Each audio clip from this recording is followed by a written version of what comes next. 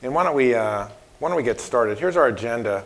I'm going to take a little risk and tell you a little bit about me. You know, try and start with a story like they tell you in all the presentation handout guides. Then we'll look at some new codecs that are out there. Some you may have heard of a little bit, probably don't know a lot about. Those will be our appetizers.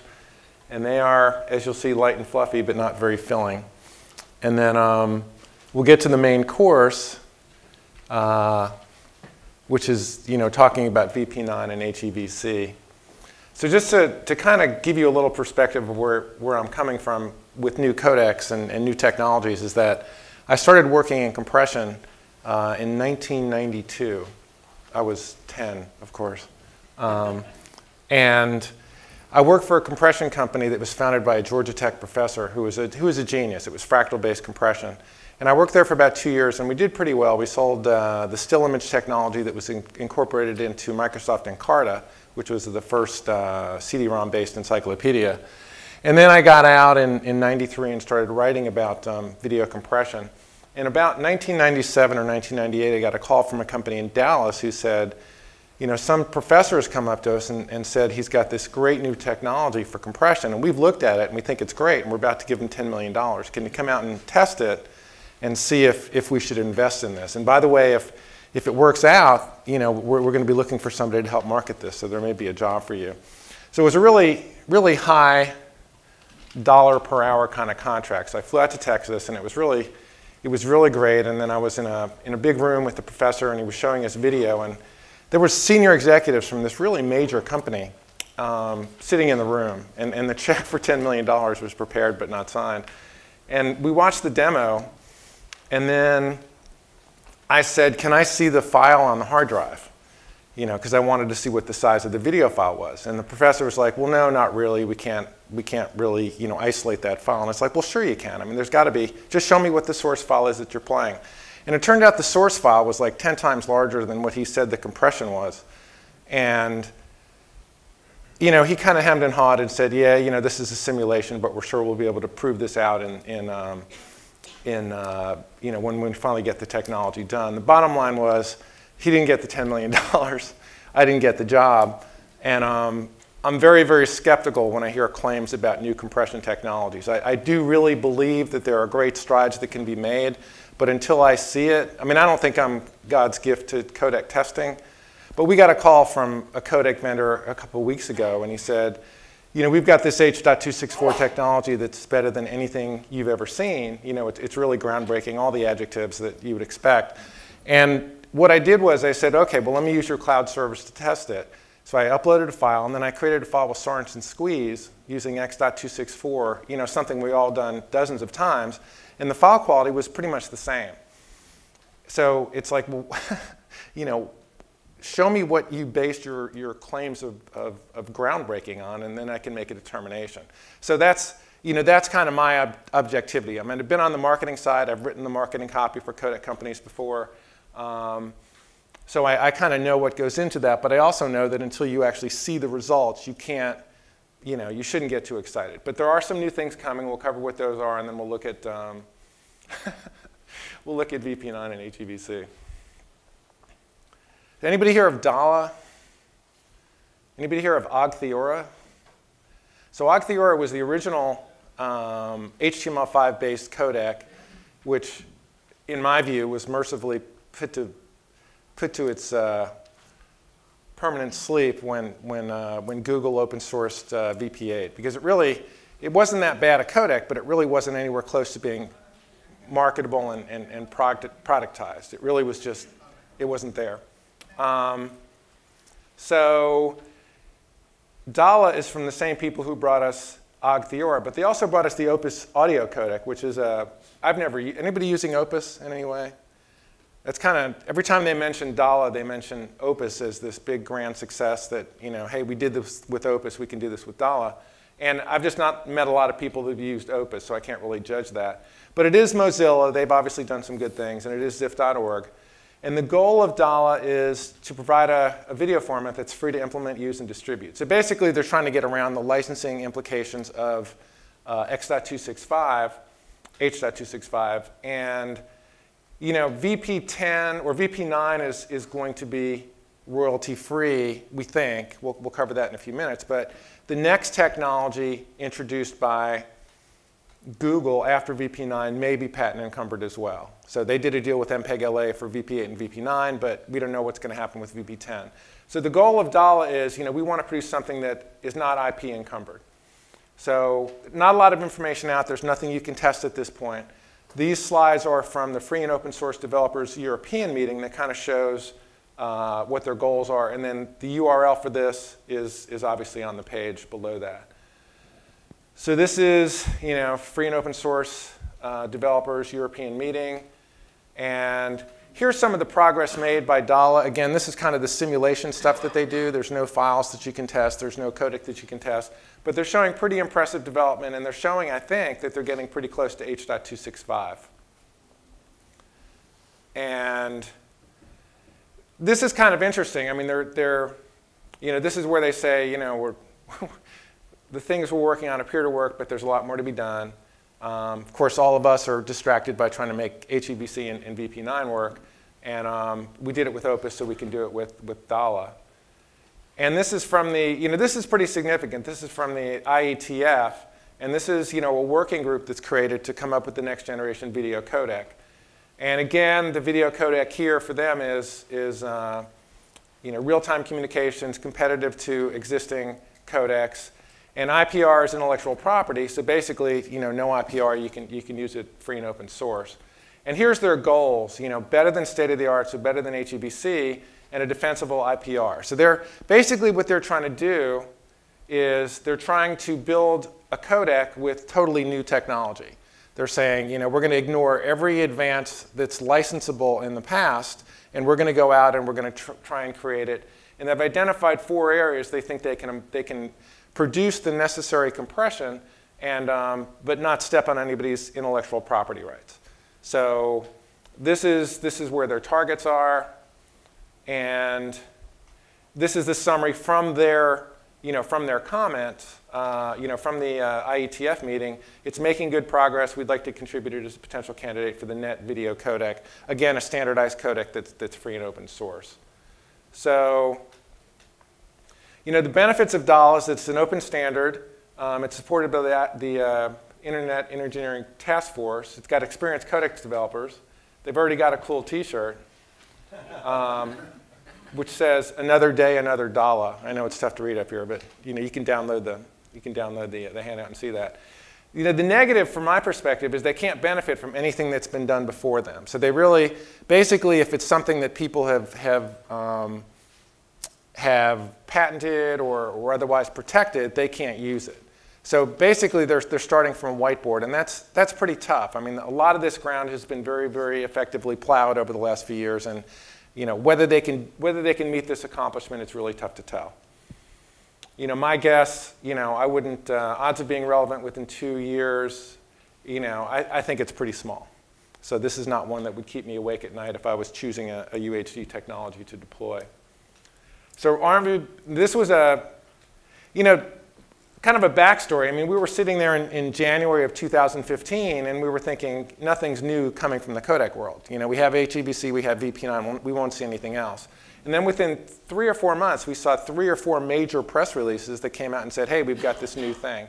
We just saw this DALA one. This is Real Networks introduced a press release before CES 2015.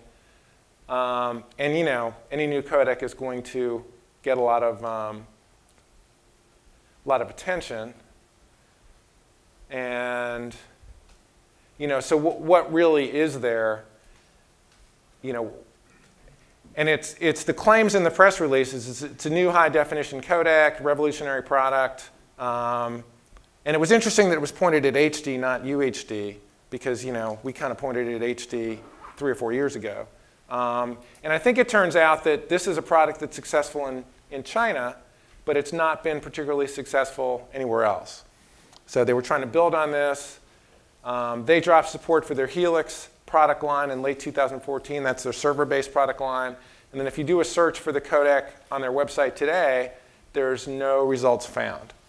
So I don't know if anybody saw this announcement from Real Networks. It was one I needed to track down, and it just doesn't seem like there's any fire behind the smoke. And this is the most significant one that I've seen. Has anybody heard of Perseus? Anybody saw this? So this was one that came out. It was pretty funny because it came out on April Fool's Day. So there was a bunch of emails sent back and forth with some of my codec buddies that talked about this might have been a joke. One of the funniest articles written about it said they weren't disclosing the identity of their chief scientist because they wanted to keep that a secret for some reason I couldn't understand. But the company itself was founded in 2011, and the codec is based on principles underlying human vision, and that's all we know. So that's what you get from the press releases, that's what you get from the facts, that's what you get from any of the articles written about it. And they're claiming 3 times better compression than HEVC or VP9, and modestly stating that they make the impossible possible and the possible more profitable. And then you guys can read the rest of the stuff. That's always kind of fun to look at.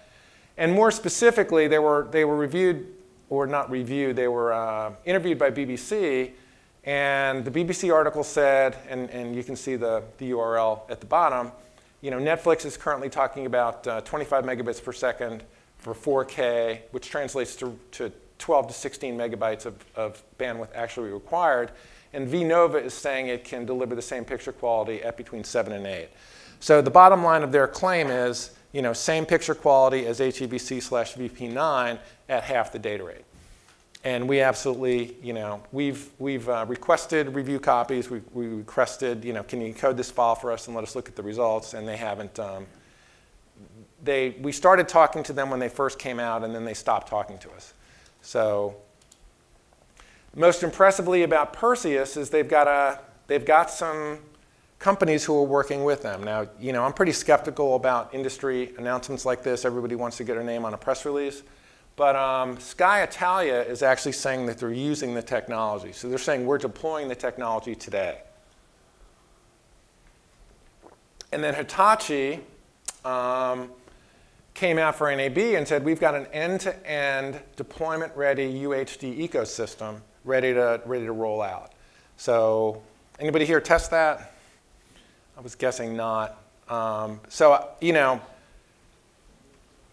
The pros for Perseus, they've got the steely-eyed, clear-thinking management team. Love those pictures.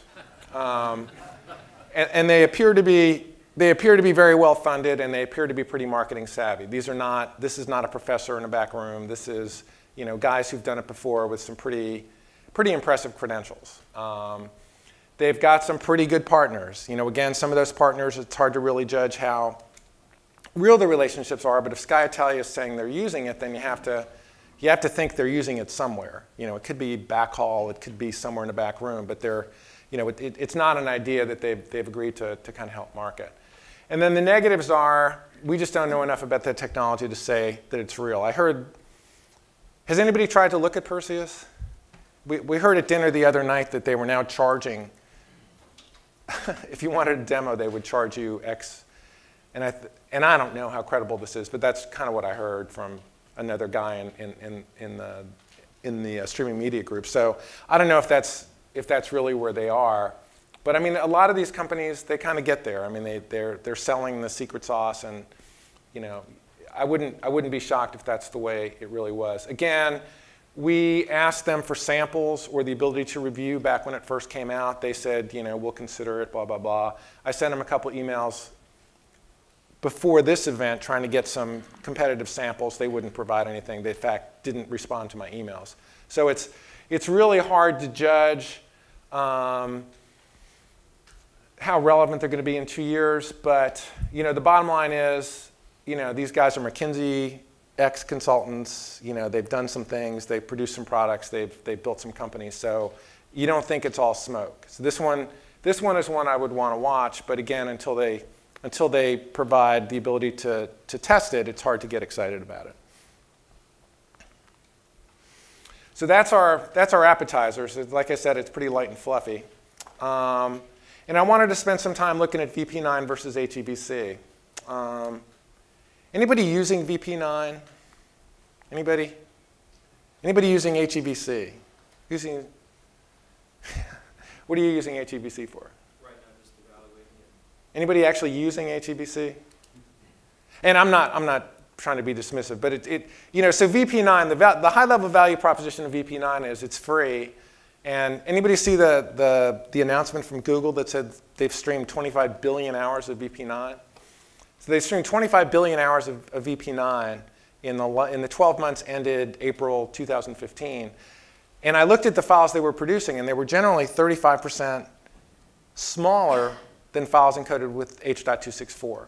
So, there's stories about whether YouTube pays for bandwidth or not. I don't know. I can't say with 100% certainty that's true.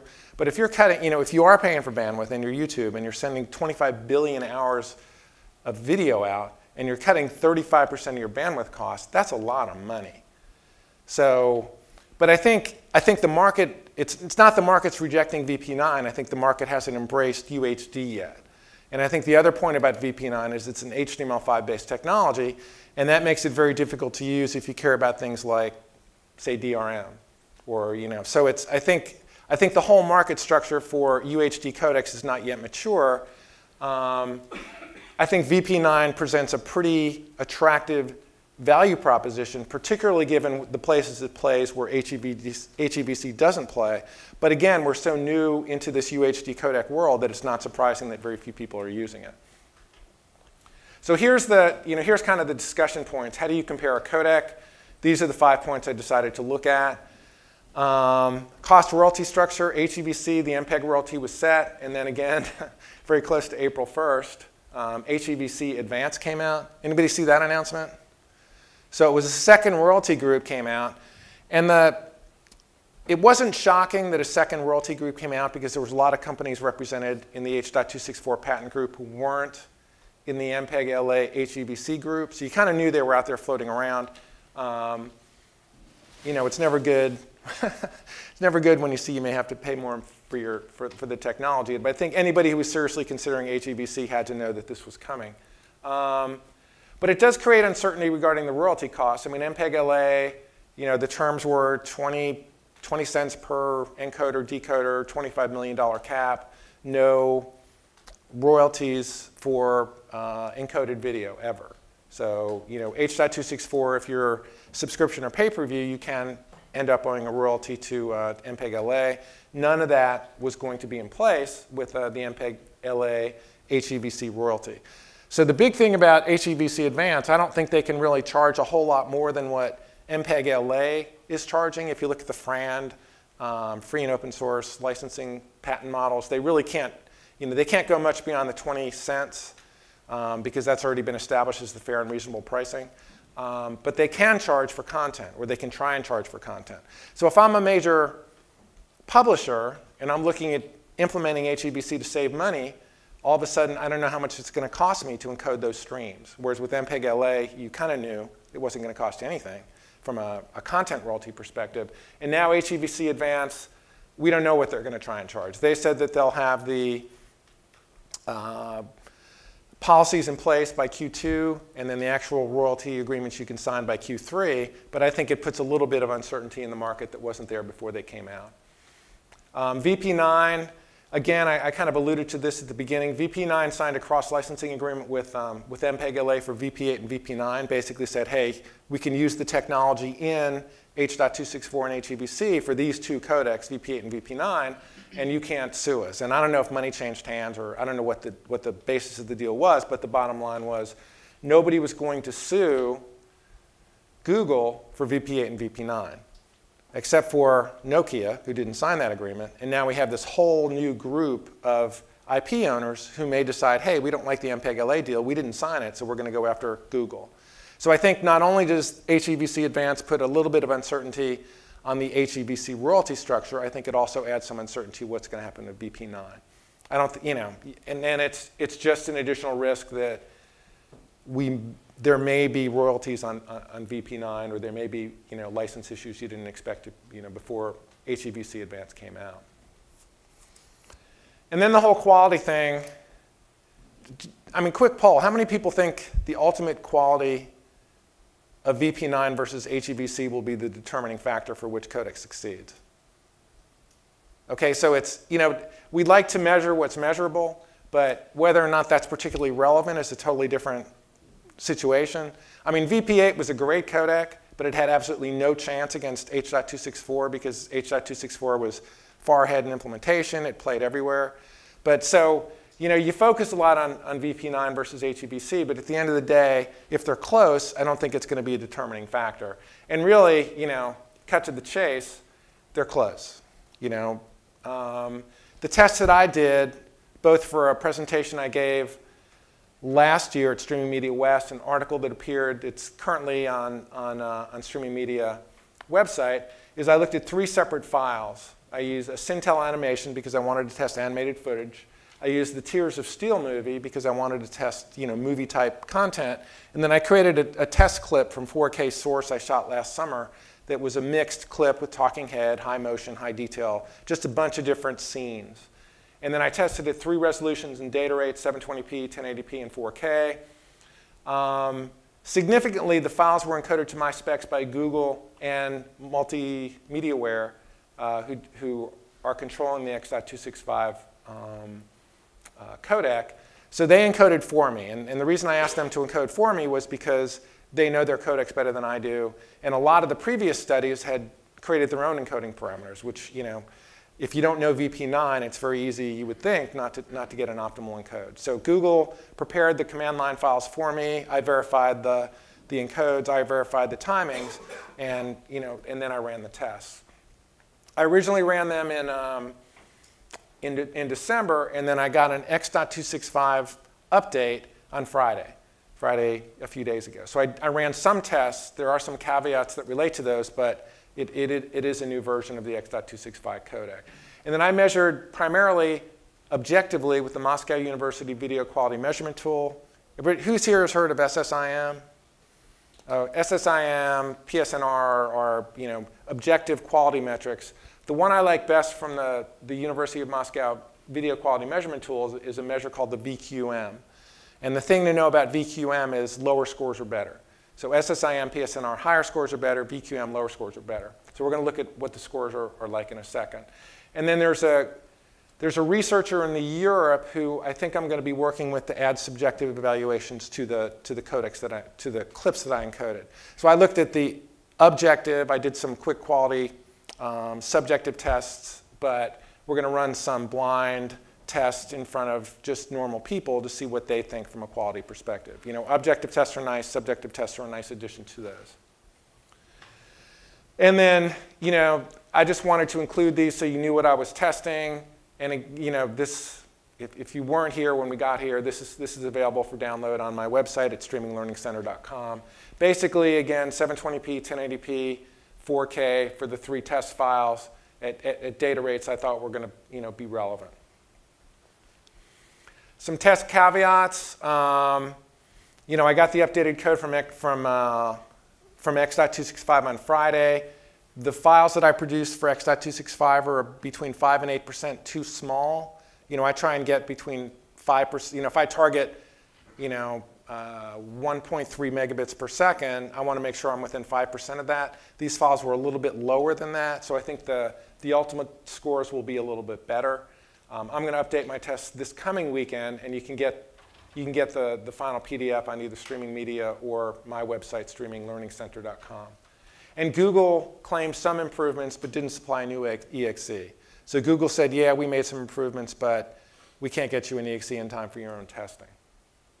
So last December, again, this is the VQM metric for the 3 files I created for each clip. And green is good. You know, green is the winner. And as you can see, VP9 won, I guess they won 4 each. Who won this one? I guess they won, VP9 won 5. They had an average score of 0.670, which is, you know, pretty much identical to 0.671. So the objective testing that I did showed very little qualitative difference between VP9 and HEVC, and a lot of people were upset. And then with the updated results, the new codec, we're seeing X.265 about 6% better than VP9. So again, I reran the tests. Did not rerun the test for VP9 because I didn't have a new updated codec. And X.265 pulled ahead. Some caveats, again, the data rate of X.265 is a bit low, so I would expect those scores to get a little bit better. But the X.265 guys submitted a new command string. So they went from, hey, we want to try something different. I need to go back and look at the VP9 encodes and make sure that they're not claiming. With the original command strings, we tried to make them as equivalent as possible to make sure there was no advantage either way. I haven't done that with this yet. So I wouldn't be shocked if we ended up close to the same place. I think the quality of the two codecs is very similar, and as we all agreed a few minutes ago, I don't think that's going to be the determining factor of which codec succeeds anyway. But I think, if VP9 was half the quality, marginally better than H.264, that would be significant. As long as they're close, I think it's not a major determining factor. Encoding time is kind of a big deal. I found VP9 a lot more efficient from an encoding perspective than X.265. I think it's going to cost you roughly twice as much to encode X.265 as it would VP9. Assuming that you're limited in your resources, you're encoding at 100%, so you don't have any spare capacity, it's going to cost you, you're going to have to buy twice the computer power to encode to HEVC as you will for VP9. So again, not a determining factor, but potentially significant. Encode availability, how easy is it to encode? I think HEVC is much more accessible. Pretty much every vendor in the back in the trade show hall will have HEVC encoding. Very few of the commercial tools, the high-end enterprise tools, have VP9 encoding at this point. I think Google has done a particularly poor job of marketing VP9 encoding to a lot of the major vendors. And it almost feels like their personal codec. Hey, we bought Onto because we needed a codec so we could distribute 25 billion hours of video. And that's kind of how they treat it. So when I asked for an updated codec, apparently the one Windows workstation in their Unix-driven labs was broken, so they couldn't get me an updated. It's like, let me buy one for you guys, okay? And then we'll, it's Google, so you would think they'd have more than one system to work at. But it could be a little bit of a chicken and egg, right? I mean, I think there's very little publisher interest, publisher meaning video distributor interest in VP9 today. So maybe Google's saying, why should we work hard to make it accessible? But I think people won't be interested until it is accessible. On the other hand, if you're Facebook or Yahoo, you can figure out the command string to encode VP9. So I think it's not the really big publishers are going to be shied away from because it's hard to access, but a lot of the mid-tiers might say, hey, this stuff is too hard to encode. I'm going to try HEVC instead. And playback ability, I think this is a major, this is probably the key area from my perspective. I think for whatever reason, OTT, 4K, smart TVs, I think, HEVC is going to dominate that market. HEVC decode is going into pretty much obviously every 4K TV. VP9 is in some, but not in all. VP9 is supported in a lot of high-end set-top boxes, but HEVC is in all set-top boxes, pretty much all the new ones. So I think if you're looking at this in different markets, I think OTT 4K broadcast is going to go HEVC. That's always been a market dominated by standards. Mobile, bottom line from my perspective is HEVC I think will dominate the market as well, but it's coming very slowly. So you've got Apple put HEVC encode decode for FaceTime on the iPhone 6 and didn't tell anybody about it. So they're already paying the royalty for HEVC on the iPhone 6, but they didn't make HEVC playback available on that platform, which is kind of crazy. Why wouldn't they make it available? Why wouldn't they? So I don't know. So if it's not there, you can't use it. They could unlock it very easily, but they haven't. VP9 support is not imminent. I think hell will freeze over before Apple supports anything with any codec with a VP in the name. They're on the HEVC patent group. They were in the H.264 patent group. I think Steve Jobs' last words were don't don't license VP9. I mean, he was adamantly against VP8, so I just don't see this ever happening. Android version 5.0 plays back HEVC in software. It's the Idiom software decoder. Nice plug for them. It's a nice design win for them. That's currently around 10% market share. So that's only going to grow over the next few months. VP9 has played back since Android 4.4 Plus, which is now around 50% market share for Android. But I don't think anybody's using it. I don't think a lot of people are sending VP9 encoded streams to Android. And again, as I said, I've got a real strong sense that HEVC will dominate this market when it happens. I just think mobile's hardware is going to be dominated by standards-based technologies, and that's going to be HEVC. What Android did with HEVC playback, not only did they put in software decoder, they included hooks to HEVC hardware, so developers could access hardware in the system on a chip or in the graphics chip to get HEVC playback. And there's some talk that Apple kind of did the same with HEVC. There's ties to the hardware in the iPhone. So I think it's going to be primarily a hardware-based market, and I think it's going to go HEVC. And then here's where Google got their 25 billion hours. So if you look at, this is the browser desktop market share today. This is from W3 Counter. Stats kind of vary. Some people have Chrome as high as 40, 50, 60%. Some people have them as low as 20%. But my best estimate, and you guys can check your own viewing logs, is that VP9, Chrome and Firefox are going to be somewhere close to 60%, which means 60% of viewers can currently play VP9. And as the market stands right now, 0% of viewers can play HEVC. So why didn't Google use HEVC? Because it doesn't play anywhere. I mean, obviously they could put it in Chrome if they wanted to, but VP9 plays in 60% of the browsers today.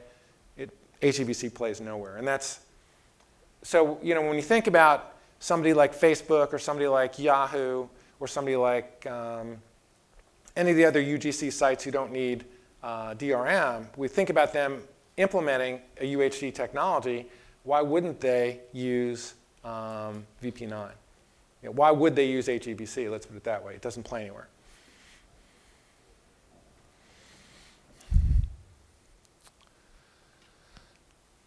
So, again, talked a little bit about some of this stuff.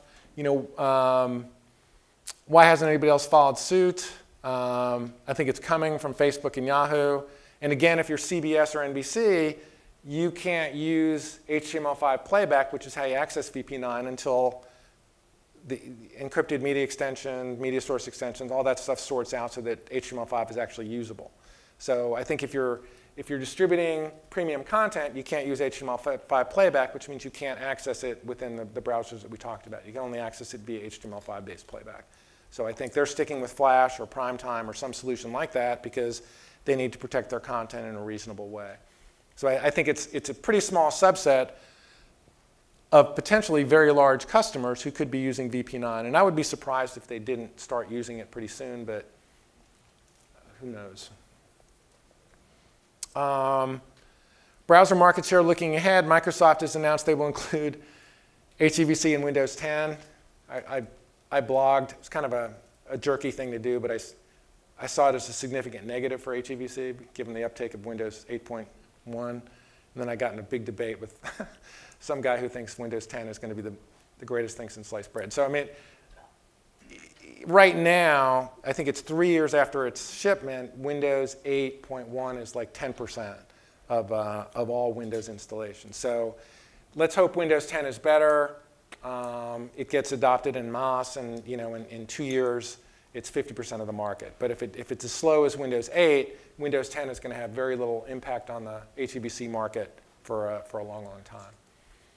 I would expect Google to, I've been saying this for 2 years now, so I don't know how imminent this is either, but Google's going to be close to the maximum royalty for HEVC sometime soon, just because of what they're doing in Android. And So you would assume they would put it in Chrome or Chromecast sometime soon. Of course, $25 million is not going to swing a Google decision one way or the other. But if you're already paying the maximum royalty, you would think you would be close to that. And same thing with Apple. I mean, they're going to be close to the maximum royalty based on the HEVC decoders and encoders in the iPhone 6. Why not include it?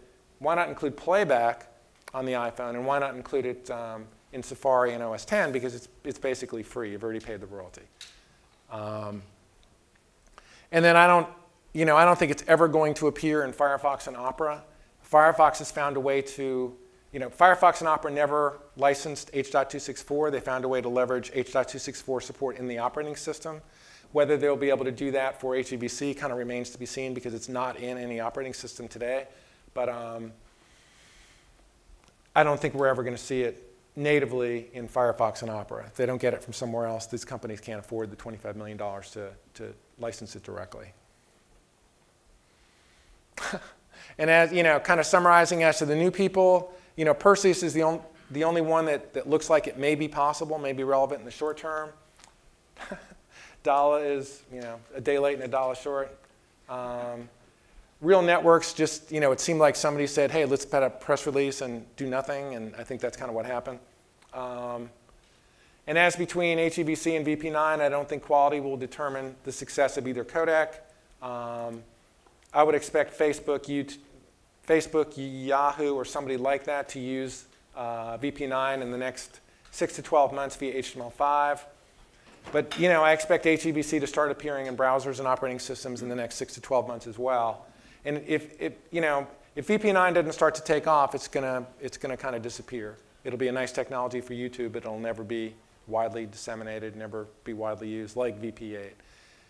I wrote an article on a streaming media website now that basically said, if you look at the bandwidth savings VP9 has generated, the acquisition price of Onto of $124 million starts to make a lot more sense. It really could be their personal codec. Like, hey, we needed a codec because we needed to shave costs from YouTube. And they're shaving a lot of bandwidth costs, and they're saving a lot of encoding costs as compared to HEVC, because VP9 is twice as efficient. So it really does make sense to look at the Onto purchases. Hey, we need a codec that we can control for YouTube, and that's it. So it's probably a successful buy for Google, even if it never gets disseminated much beyond YouTube. Any questions? This will probably get tweeted as there are members in the audience who have no idea about streaming and ultra high definition, but on the desktop, unless you have a really big display, why would we begin to care?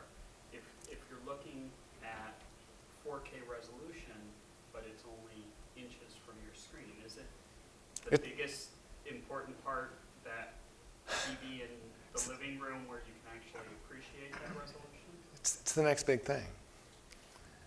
I'm with you. I'm teasing. I'm sorry.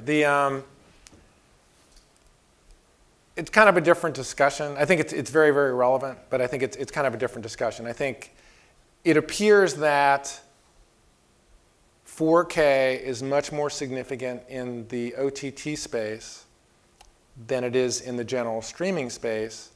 And you have to temper that important by realizing that there's only 6 million 4K TVs out there, and not all of them play HEVC, and not all of them will be compatible in a year or two. So I think that what's pushing 4K more than anything is just TV vendors needing to sell TVs. That said, we're starting to see a lot of higher resolution displays both on tablets and on computers, and in a lot of ways, because you're so much closer, you get the benefit of the extra resolution where you wouldn't with smart TVs, because a 50-inch TV from 10 feet, you really can't tell the difference between 1080p and 4K. So I think some of the high-resolution tablets, some of the high-resolution displays are going to be a lot of the early consumers of UHD content. And Anybody have any statistics about how much of the YouTube downloads are actually 4K? I haven't seen any. But they've been doing 4K for a while, and that would be a nice statistic to track down. If a lot of people are viewing that, then you know it's relevant. If not, then you know it's more marketing. As a comment to that, there is also another resolution that seems to develop, which is quad HD, not UHD, on the mobile devices. So it's something that doesn't exist in any codec at all. Because you look at 4K or UHD and full HD, but there's quad HD. Quad HD? Yeah, it's 4 times HD, 4 times 720p. Oh, 4 times 720. So that would be. That seems to develop right now in all the phones, in Samsung and Apple. They all go after, in LG, all the big smartphones, they're going for that. But I want to add on to that. One of the discussions from the display makers is in the HDR area. You want to expand the color gamut. You want to go in that direction. How does these codecs work in that field? Great question. So HEVC, you know, the current implications of HEVC don't handle it today. I mean, you'd have to, in order to incorporate HDR into the encode display value chain, you need a new codec, you need new displays. And I think VP9 is, somebody asked the question on the website, streaming media website, I think VP9 is up to 12 bits. So I think it's possible VP9 could handle it as well. But I think, and that's one of the arguments against 4K TV. I mean, I think every 4K TV that's bought to date is potentially obsolete once HDR comes in, and HDR is going to come in the next 6 to 12 months. So I think the whole 4K market is based upon a current group of TVs that are going to be rapidly obsolete. And that is different from TV history how? Well, but you know, I mean, very few people bid into the whole 3D TV, I think. Well, and think about HD, 1080i. They were obsolete basically within a 2 years, 3 years. Yeah, I didn't buy those, and I didn't. Who has a 4K TV? So I think it's a pretty small percentage, and the more, you know, I'm speaking on this later today, and I have some statistics about, you know, what the installed bases are, and there's a lot of articles out there from like Huffington Post. You know, you're an idiot if you buy a 4K TV today, and you know, I would never put it quite so forcefully, but it's really pretty accurate. Oh, you wrote that? Okay. It's sorry, go ahead. Oh, did you have a question? Yeah, I wanted to ask whether or not the Chinese are getting involved. They have the ABS, which was their competitor at H.264. Do we know if they're working on an H.65, which may be competitive to the what Real Networks is doing? Not that I've heard. Okay. Oh, and a clarification. You mentioned that the royalty rate would be coming in Q3. Was that for HEVC Advanced? Correct. Okay. So that we know what the royalty is for MPEG-LA. You can download it from the MPEG-LA website. But the HEVC Advanced, they said, you know, announced by Q2 and start doing agreements by Q3.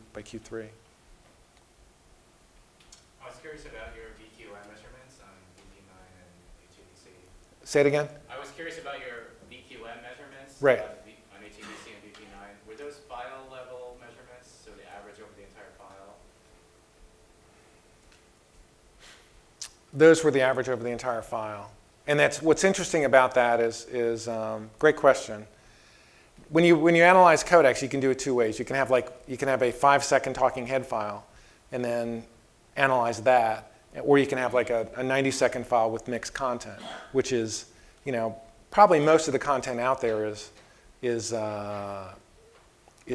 mixed, right? Even if it's a talking head, you've got animation up front. Maybe you've got a cut over to B-roll. So it's, but if you encode a single file, there's no averaging of the results. There's no, you know, well, geez, that was good here. This one was good there. So on average, they're about the same. And what VQMT does is it shows you a graph of the comparative measures over the file. So you can actually see which regions each codec did better on. Yes, so my question really was, did you get a sense of how each HEVC and VP9 fluctuated within the longer files? HHD is a pretty long file. Yeah. Well, I mean, it's 90 seconds, so it's not. I think it was 2 minutes for the movies and 90 seconds for the. If you send me an email, I'm going to be doing a lot of that work this weekend or redoing it, and I'd be glad. I can just send you the graph, and then you can. So the graph, I guess it's low risk now to switch, but if I can figure out how to do it. Okay, I can't find it here, but I can show you the graph. And also if you want to really get into it, you get the numbers as well. So you get a per frame comparison. So if you want to focus at that level. Any other questions that you have? I think in this room we've all focused on the streaming media, but how about the Blu-ray UHD? It could be the potential influencer to the codec world in UHD space. I'm sorry, the Blu-ray UHD.